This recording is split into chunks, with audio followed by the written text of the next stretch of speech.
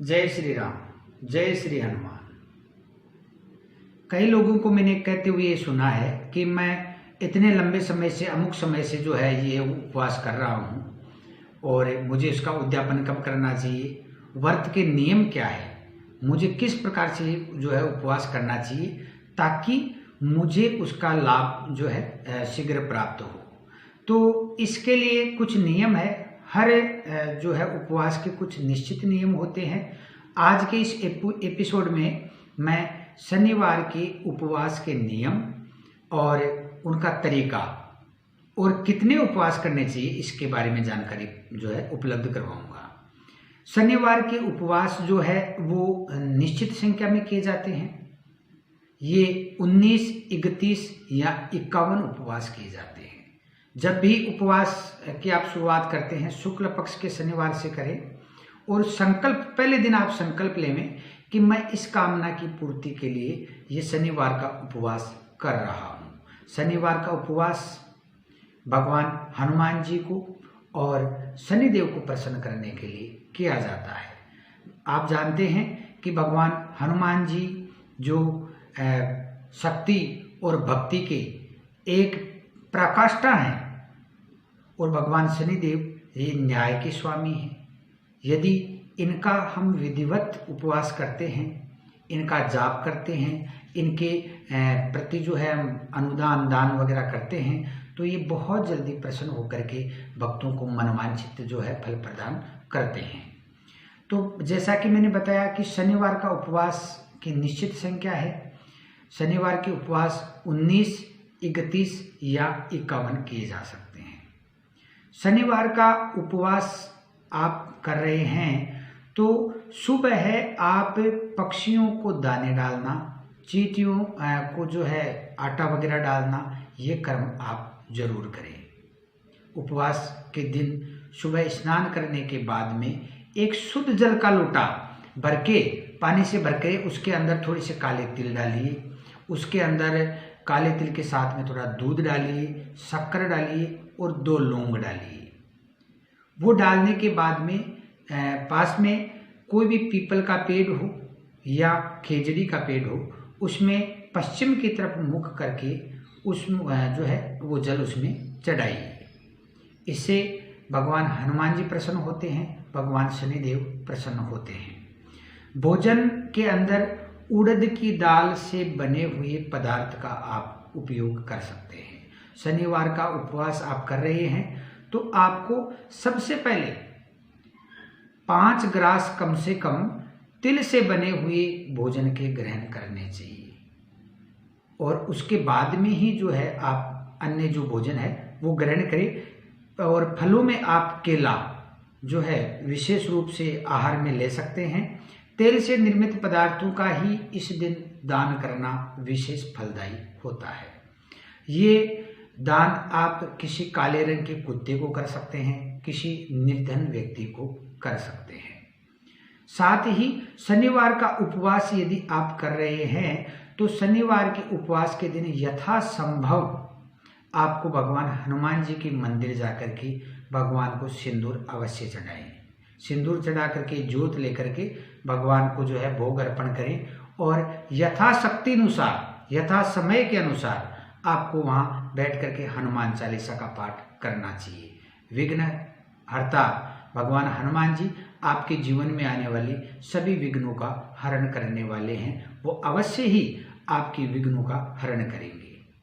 यह उपवास शक्ति सामंजस्य की चाह के लिए, साथ ही आप पर, आपके परिवार पर या व्यापार क्षेत्र पर जो काले जादू के प्रकोप से बचने के लिए, साथ ही भाग्य में आ रही रुकावटें, बार बार आने वाली परेशानियों से निजात पाने के लिए, शरीर की स्वस्थता के लिए ये उपवास किया जाता है। भगवान हनुमान जी और शनिदेव बहुत जल्दी प्रसन्न होते हैं और ये प्रसन्न होकर के भक्तों को मनोवांछित फल प्रदान करते हैं। जब आपके 19, 31 या 51 उपवास जिनका आपने संकल्प लिया था, ये उपवास जब आपके पूर्ण हो जाए तो उसके बाद में आने वाले शनिवार को आपको इसका उद्यापन कर देना चाहिए।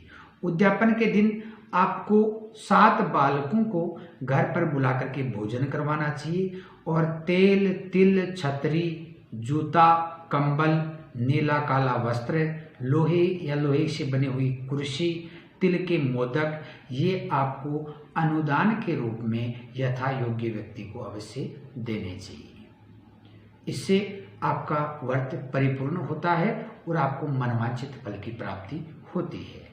आप व्रत जब कर रहे हैं तो उस व्रत के कुछ नियम है, जिन नियमों का पालन करने से ही व्रत फलीभूत होता है। शास्त्र कहते हैं कि असकुंजल पानाश्चे सकृत तांबुल चरणवाद उपवास प्रणश्चेत दिवास्वापाश्च मेथुनात्। अर्थात व्रत दिवस पर बार बार जल पीने से, एक बार भी दिन में पान या गुटखा खाने से, दिन में शयन करने से, स्त्री रति प्रसंग करने से और इसके साथ ही रोदन यानी अश्रुपात, अगर आपकी आंखों में किसी वजह से आपने उपवास के दिन आंसू ले आए, क्रोध के कारण, बहुभाषण बहुत ज्यादा बोलने के कारण, पराये अन्न का भोजन करना, ये सब आपके व्रत को नष्ट कर देते हैं। अर्थात आपको इनसे बचना चाहिए। अश्रुपात क्रोधादिना सद्यो व्रत नाश है प्राण भोजन चापी। अर्थात पराये अन्न का भोजन करने से भी आपका उपवास मान्य नहीं होता। यदि किसी विशेष परिस्थिति में आपको औषधि का सेवन करना है तो आपको अपने परिवार के बुजुर्ग व्यक्ति की सहमति लेकर के आपको जो है औषधि का सेवन करना चाहिए। परिवार में जो भी आपके सबसे बड़े हैं उनसे जो है आप इसकी सहमति लेकर के ही आप औषधि का सेवन कर सकते हैं। उनकी सहमति के बाद में व्रत में किसी प्रकार की बाधा उत्पन्न नहीं होती। तो यथाशक्ति के अनुसार जो आपने संकल्प लिया है, संकल्प लेने के पश्चात आपको जो है व्रत नियम के साथ में करना चाहिए। व्रत के दिन झूठ बोलना, किसी की जो है चोरी करना, किसी से ईर्ष्या भावना प्रकट करना, जो है झगड़ा करना, क्रोध करना, आंसू बहाना, पराये अन्न का भोजन करना, ये त्याज्य है, ये नहीं किए जा सकते। साथ ही मैथुन, ये भी शनिवार के उपवास के लिए त्याज्य है। किसी प्रकार का व्यसन, गुटखा वगैरह खाना, तांबुल वगैरह इनका जो सेवन करते हैं तो इससे भी आपका व्रत भंग हो जाता है। विशेष परिस्थिति में यदि किसी कारणवश आपका शनिवार का उपवास यदि छूट गया है तो उस शनिवार के एवज में आप पूर्णिमा का उपवास कर सकते हैं। वो भी उसकी शनिवार की गणना के अंदर जो है आएगा। 19, 31 या 51 उपवास करने के उपरांत आपको उद्यापन कर देना चाहिए। यदि आपको उपवास से संबंधित या अन्य किसी ज्योतिषीय सलाह जो आपको यदि आवश्यक हो तो आप मेरे संपर्क सूत्र 9982718911 पर संपर्क करके आप उसके बारे में जानकारी प्राप्त कर सकते हैं। इस प्रथम एपिसोड में इतना ही। अगले एपिसोड में मैं आपको जो महिलाओं के लिए शास्त्रों में जो सबसे उत्तम व्रत जो माना गया है माता पार्वती का अपर्णा व्रत, इसके बारे में मैं आपको बताऊंगा और अपर्णा व्रत करने से क्या लाभ होते हैं इसके बारे में मैं आपको